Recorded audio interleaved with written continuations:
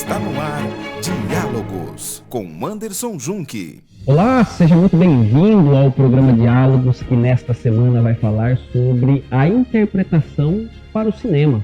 E quem está aqui comigo para conversar e debater e aprofundar este assunto, a atriz Raquel Rosa, a quem desde já dou aqui as boas-vindas. Minha querida Raquel, seja muito bem-vinda ao programa Diálogos, uma alegria recebê-la. Obrigado, viu? Muito obrigada a todos, muito obrigada, Anderson, pelo convite, pela oportunidade. Estou muito animada de conversar sobre arte com você. Que legal. Maravilha.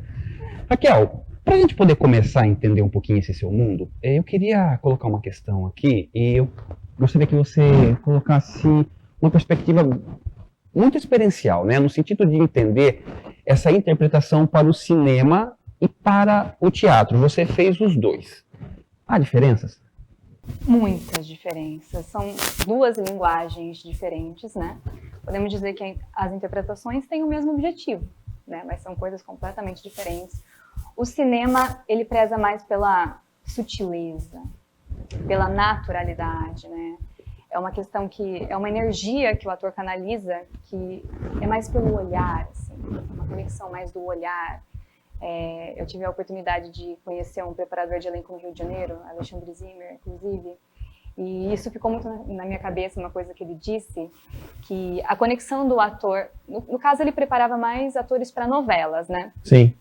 Mas também dá para usar o mesmo exemplo para o cinema. Então, a conexão do ator com o telespectador está principalmente no olhar.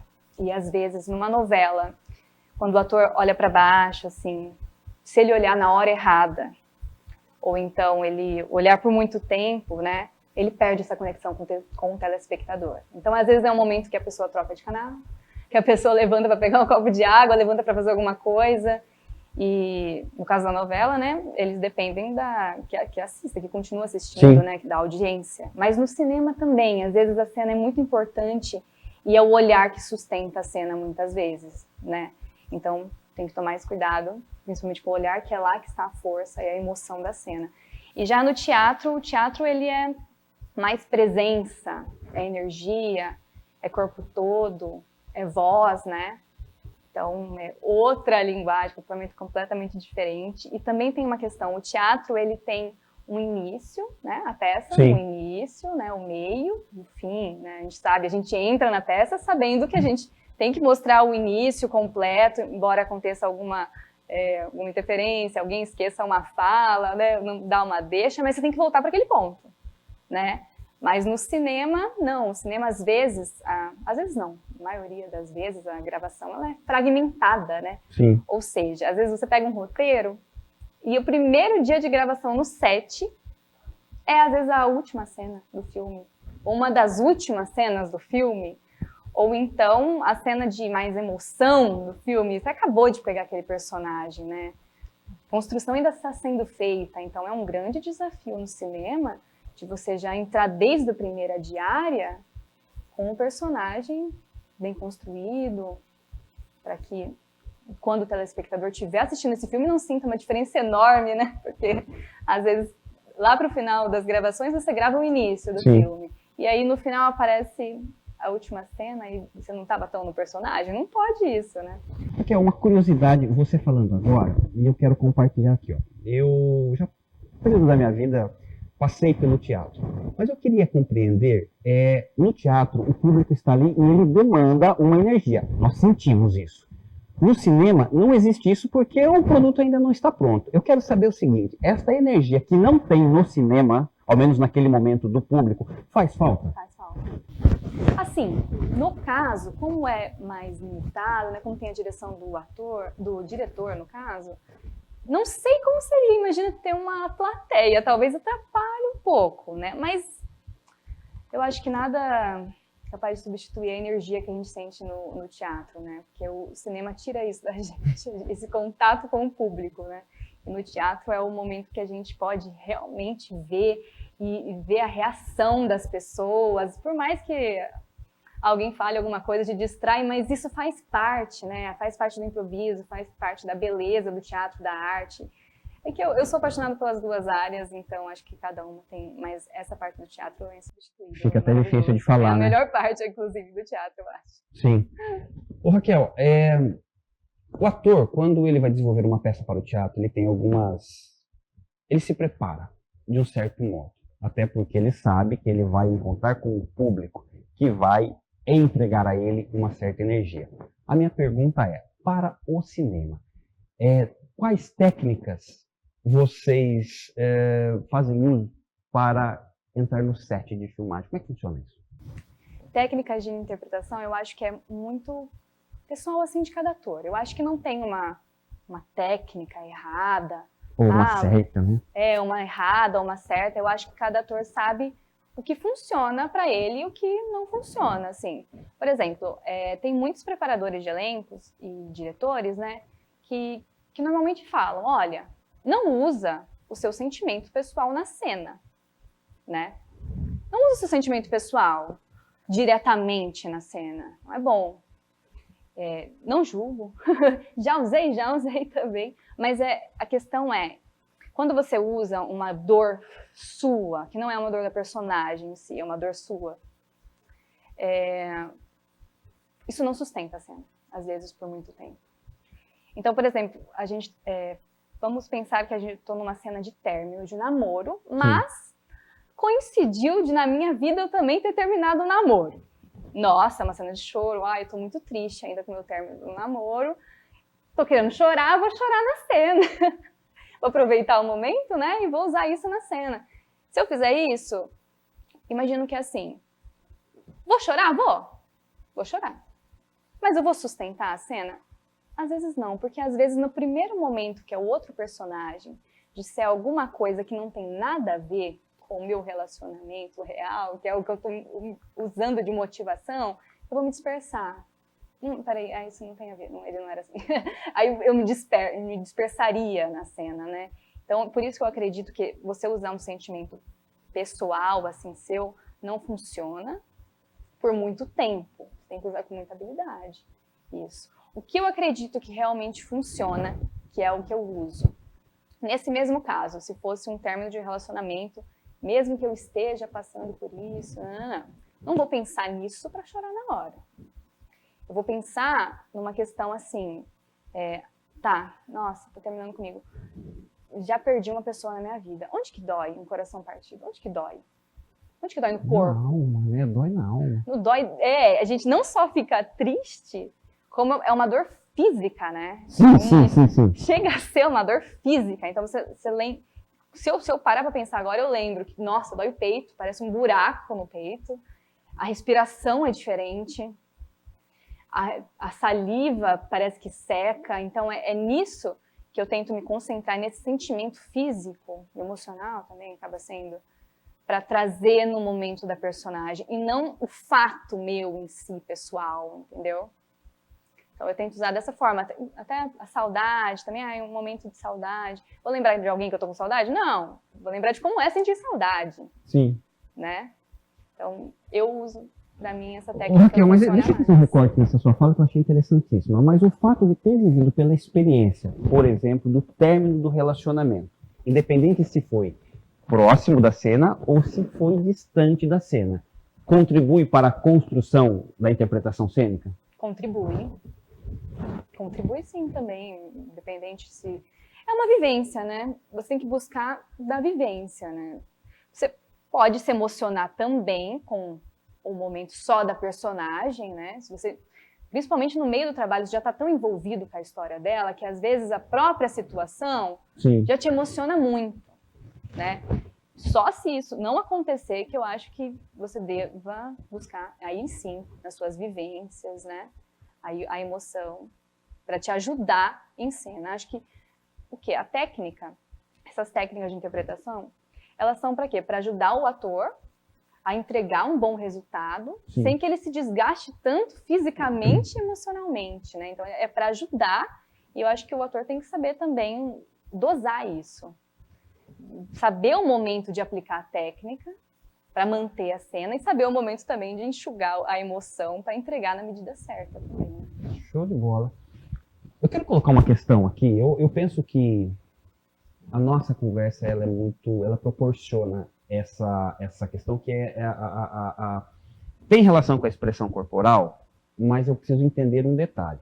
No caso do teatro, a expressão corporal, ela é recebida pelo público de forma integral, porque ele não tem nenhum tipo de... ele não tem algo que o limite para acessar a sua expressão corporal. Ele pode, inclusive, olhar para um local onde nem está acontecendo nenhum tipo de cena, porque ele é livre nessa perspectiva. Agora, o cinema não. Nós olhamos para a cena que o diretor de fotografia direcionou o olhar da câmera. Agora, a minha expressão diante desse cenário. Como é trabalhar essa expressão corporal, levando-se em consideração esses elementos? Sim. No teatro, como você falou, você tem uma liberdade maior, né? O diretor, sim, faz um direcionamento, até nos ensaios, né? Sim. Às vezes entre... Mas ele não controla o olhar do público. Sim, entre uma apresentação e outra, mas no cinema tem a direção de fotografia. E eu acho que, principalmente, eu imagino um ator que venha do teatro, assim, a estranheza que não deve ser, né? Porque é um recorte seu, assim, então imagina um recorte. E, às vezes, ainda, só de você trocar a perna, se você estiver de pé, você troca a perna, o balanço que você faz com o corpo, você já sai de cena. Então, é uma coisa bem... Você tem que ter essa consciência corporal de que, dependendo do recorte, daqui para baixo você não mexe. E aí toda a sua emoção tem que ser daqui para cima. Então, eu acho que isso até é uma preocupação no início. Isso fica assim, nossa, como que eu vou conseguir me expressar? Como eu vou conseguir me expressar direito? Eu não posso, né, mexer muito bem. Mas depois isso acaba ficando mais natural, assim, acaba ficando até automático. Sim. Sabe? No início é sim uma preocupação foi uma grande estranheza de não, sei lá, eu tenho uma mania de me mexer muito. Sim. Então no início foi uma grande estranheza, mas depois acaba ficando mais automático e você consegue adaptar isso. Depois você esquece, então aí você consegue adaptar isso à interpretação. Nem é uma preocupação na cabeça, você consegue focar na interpretação. Que interessante, que interessante.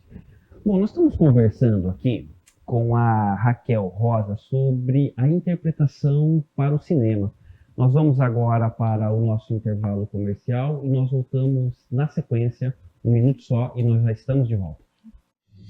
Estamos apresentando Diálogos com Anderson Junque.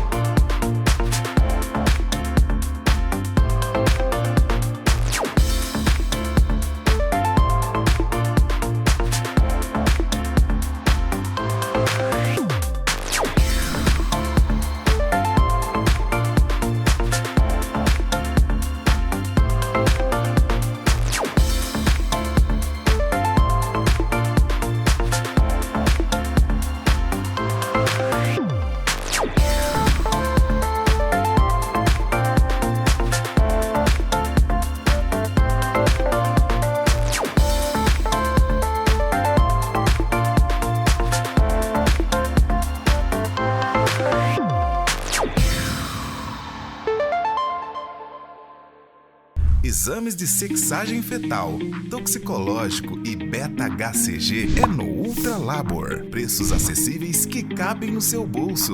E mais, check-ups para homens, mulheres e crianças com resultados rápidos pelo site, na palma da sua mão. Venha nos fazer uma visita. Avenida Cecília Meireles, 768 no Zanaga, em Americana. Ultra Labor, laboratório de análises clínicas. A futura casa dos seus sonhos está aqui na Imobiliária Euroconte. Abrimos portas e apresentamos a vocês as possibilidades de adquirir seu imóvel, atuando há mais de 19 anos no ramo imobiliário e 30 anos em contabilidade. Oferecemos serviços como compra e venda de imóveis, terreno e construção, lançamentos de empreendimentos e serviços contábeis gerais, como RH, financeiro e fiscal. Nós ajudamos você a conquistar o imóvel dos seus sonhos. Procurando um plano de saúde para toda a família, com consultas presenciais e online? Venha para o Poup Saúde. Plano para você e mais 4 pessoas da sua família, com aplicativo exclusivo de pronto atendimento online, por apenas R$ 32,90. Descontos especiais em parceiros. Clínica própria para atendimento de consultas e exames para toda a família. Poup Saúde. Solução em saúde. Sua obra coberta de qualidade e fechada com a segurança. Há 40 anos, o Grupo Costa fornece soluções completas para coberturas e fechamentos na construção. Telhas metálicas, de fibra de vidro e as telhas sanduíche, que vem sendo usada cada vez mais nas coberturas. Se você está construindo ou reformando, vale a pena conferir a melhor opção de cobertura do mercado. Solicite um orçamento ou venha nos visitar. Estamos aqui pertinho, em Limeira. Grupo Costa, há 40 anos presente nos melhores projetos. Estamos apresentando Diálogos com Anderson Junque. Estamos de volta aqui com o programa Diálogos dessa semana que fala sobre a interpretação para o cinema. Quem está aqui comigo conversando, debatendo e aprofundando este assunto, a atriz Raquel Rosa. Raquel, eu queria que você compartilhasse aqui conosco uma questão que eu acho que é fundamental, né? Como é que você se relaciona, como é que é esse diálogo com a equipe no cinema para a construção dos seus personagens? Sim. Então, eu vou dar um exemplo do último projeto, né, que eu participei, do filme Papo de Cachorro, do Flávio Carnielli. Filmaço. Love Story. Assistiu? Muito obrigada. Trabalhei também. Então, muito obrigada. Por exemplo, esse filme, ele se passava nos anos 90, né? Então, tive sim um diálogo com o Flávio, com o Clóvis, porque eu não vivi os anos 90, né? Foi em 93, ainda não tinha nascido, mas eu lembro de muitas coisas do final dos anos 90 e posteriormente vi algumas coisas também. Então, tive que ter uma pesquisa sobre isso também. E a minha personagem no filme, ela é mãe solteira, foi deixada pelo marido, uma filha pequena. Então, são muitas vivências que eu não tive. Por exemplo, nunca fui mãe, quase não tenho contato com crianças. Na minha família não tem quase nenhuma criança, não tenho sobrinho ainda, então até na preparação tive o contato com a Mili, né, que faz a Fran. E ali que eu busquei essa coisa da maternidade, de conversar com ela, de brincar e de ter um olhar mais... Não, tipo, é uma criança, não, minha filha, sabe? Desde a preparação a gente teve esse cuidado pra gente ter isso. E assistir filmes também de anos 90, eu já gosto, né? Pra ter toda essa vivência. Então foi dessa forma que a gente conversou, que eles me ambientaram, né? Que legal. Uma questão que eu vejo que faz parte, né, da construção das artes cênicas, que é o elemento, aliás de todas as artes, né? Mas vamos falar aqui das artes cênicas, que é a questão da subjetividade, né? Como é que você utiliza deste elemento que é fruto das suas vivências para a construção dos seus personagens, Raquel? Sim.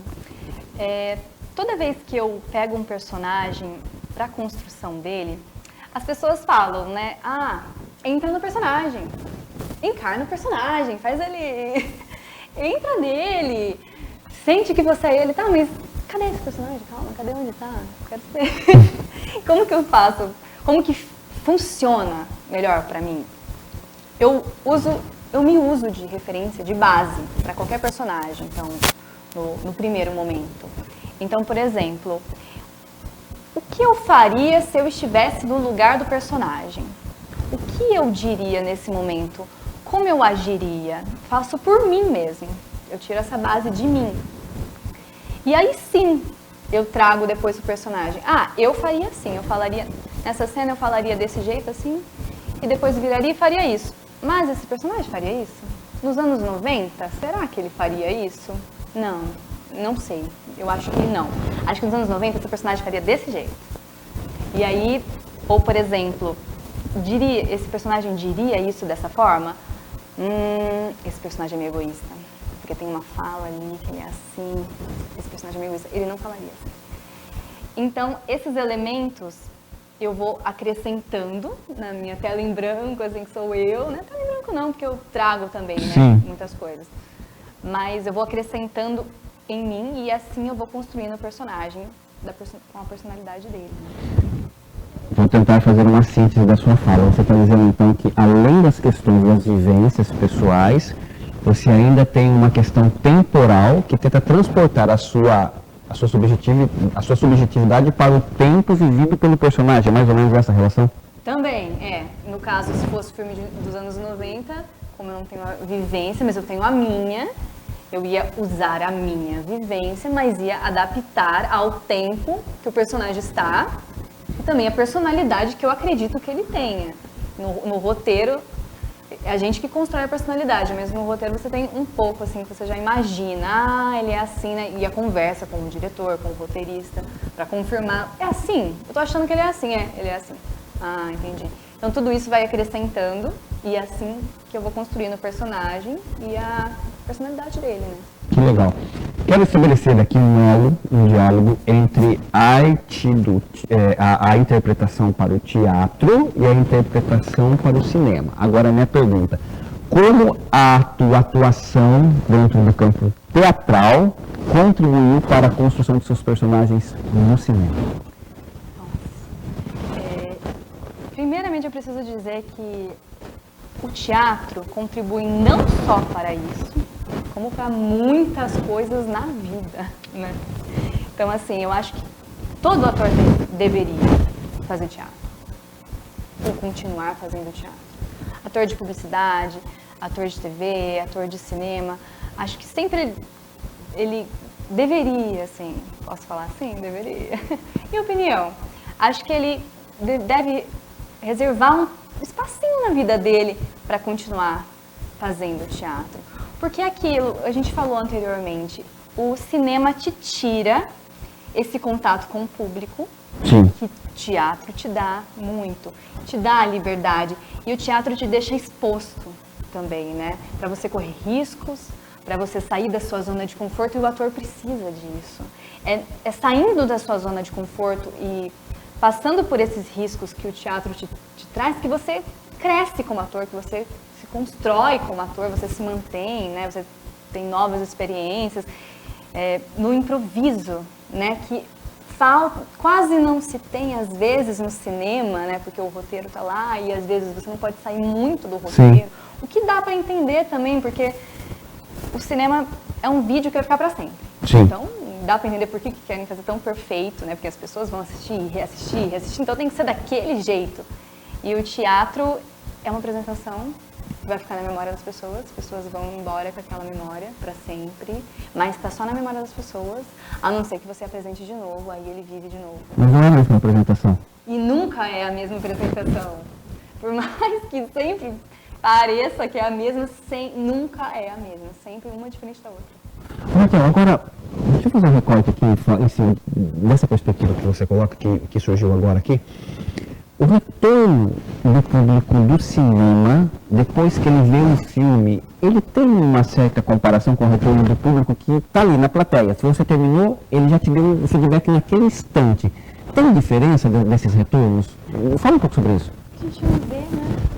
A gente só vê se alguém mandar uma mensagem, se alguém comentar sobre a gente em algum lugar, mas... Ou, sei lá, às vezes encontrar na rua, comentar alguma coisa, mas...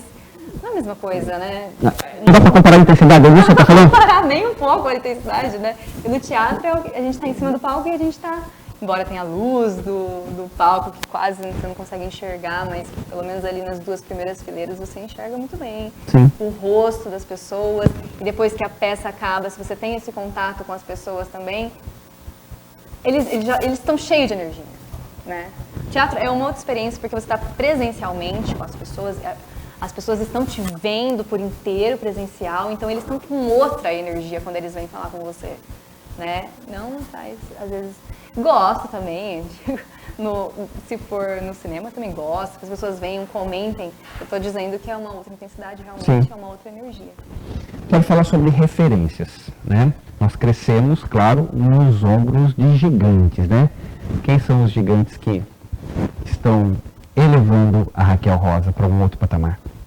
Então, eu poderia falar muitas... Na verdade, eu admiro todos os atores e atrizes que estão conseguindo trabalhar, que não desistiram, que estão vivendo o seu sonho, todas, Fernanda Torres, preciso dizer o nome dela esse ano, porque que orgulho eu sinto. Mas sabe o que eu mais admiro, assim, quando eu penso em uma referência de ator, de atrizes? Eu penso assim, o talento, tem pessoas que nascem com talento, né? Okay. Tem pessoas que não nascem com talento, mas essas pessoas estudam, persistem tanto que elas ficam tão boas quanto uma pessoa que nasceu com talento, né? Então, o que eu admiro muito nem todo mundo nasce com carisma. E quase ninguém consegue ter carisma. Então, essas pessoas que têm carisma e têm talento, eu acho assim... Sabe aquela pessoa que você está assistindo, às vezes, ela, assim, no filme, numa novela, e fala, nossa, esse ator deve ser tão legal trabalhar com ele. Nossa, mas deve ser tão legal trabalhar com ele, deve ser muito gente boa, né? Como deve ser legal? Então, eu imagino, até a Fernanda Torres pode falar, Juliana Paiva, Juliana Paz, Giovanna Antonelli, elas passam uma energia, assim, que, cara, deve ser muito legal trabalhar com elas, deve ser muito legal estar no set. Então, eu acho que eu admiro muito mais essas atrizes que passam uma energia assim, do que, eu gosto da pessoa tal porque ela é super talentosa. Legal também, mas esse a mais, esse carisma, é o que me pega e que eu me inspiro, assim. E como é que você vê o cinema brasileiro hoje? O cinema brasileiro precisa ser mais valorizado. Tem muito potencial. Tem muito artística, muita arte e é muito bonito. Eu tenho muito orgulho, realmente. Mas o público do cinema brasileiro, eu acho que ainda não entendeu. Não valorizou como ele deve ser valorizado, né? Mas eu acho que não é só porque é o cinema brasileiro, eu acho que o brasileiro tem um pouco disso também, de fazer uma hipervalorização das coisas de fora, mais do que aqui. Mas nós temos muito potencial nos atores, nos diretores, nos produtores, as histórias, tem tudo que tem lá fora, tem aqui também. Então, pena que o público ainda não despertou para isso, mas se Deus quiser. Estamos caminhando, né? Estamos caminhando para isso.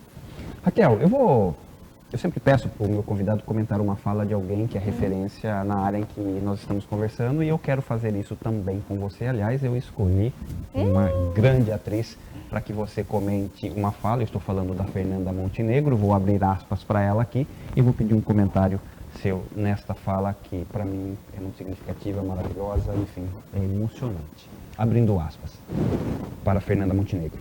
A palavra não é apenas um conjunto de sinais gráficos. Nela há sangue, suor e lágrimas. Fecha aspas. Comente isso, Raquel. Inclusive, a Fernanda Montenegro é outra pessoa que a gente olha e fala, nossa, deve ser muito bom trabalhar com ela. Mas essa frase dela, que sensibilidade, né? Eu imagino assim, quando a gente pega um roteiro, primeira vez num trabalho, a gente olha, são só palavras de início, né? Mas é a responsabilidade do ator de colocar a emoção nelas, como ela usou, de colocar sangue, suor, lágrimas nessas palavras. E é uma responsabilidade que o ator tem com o telespectador, né? Com o diretor, com quem escreveu, com o roteirista, de colocar esses sentimentos nessas palavras e ainda da forma certa, não da forma que ele acha certa, mas da forma certa para o personagem, né? Para encaixar perfeitamente no personagem, na personalidade do personagem, no sentimento que o personagem está naquele momento. Então é uma grande responsabilidade e essa frase é muito linda. Maravilha, bonita mesmo, muito profunda. Raquel Rosa, eu queria demais te agradecer pela presença, pela partilha. Adorei conversar com você, já tinha acompanhado o teu trabalho no cinema. E eu queria muito pedir para que você então faça as suas considerações finais e, claro, mais uma vez, minha gratidão eterna. Obrigado, viu? Anderson, eu que agradeço o convite, a presença. E eu agradeço a todos que estão assistindo também. Um beijo, um abraço para os atores, os novos atores do Brasil. Nunca desistam do sonho de vocês. Muitos já sentaram aí. E ó, nunca desistam do sonho de vocês, que um dia vocês vão estar aqui também, com o Anderson contando o primeiro trabalho de vocês, do segundo, do terceiro. E nunca desistam e Deus abençoe nosso Brasil, nosso cinema brasileiro. Cada vez mais tem as oportunidades para todos. Maravilha. Raquel Rosa, muito agradecido pela presença, saúde e paz. Deus abençoe sempre, viu? Obrigada. Você assistiu aqui mais uma edição do programa Diálogos, que nesta semana falou sobre a interpretação para o cinema. Quem esteve comigo aqui conversando, debatendo e comentando sobre esse assunto, a atriz Raquel Rosa. Fique atento aos nossos canais para receber outros conteúdos. Um forte abraço para você e até mais.